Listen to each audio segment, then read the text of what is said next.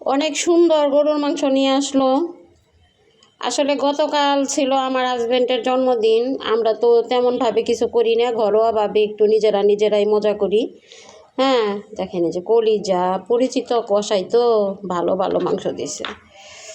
এই যে আমি যে তিল্লি পছন্দ করি, এই জন্য মনে হয় আমার জামাই তিল্লি চায়ে নিয়ে আসছে।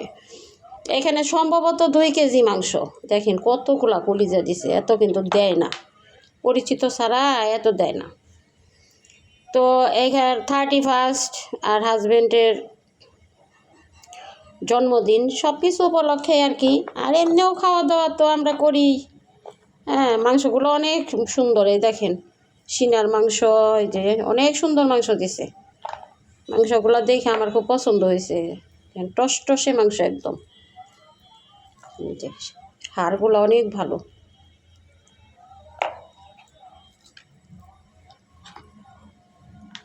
এই যে হাড়গুলা যে কি সুন্দর।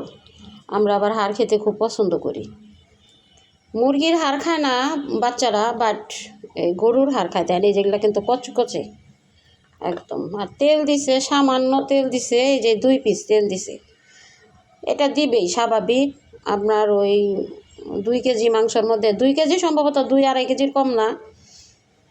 তো আমি অনুমান করে বলতেছি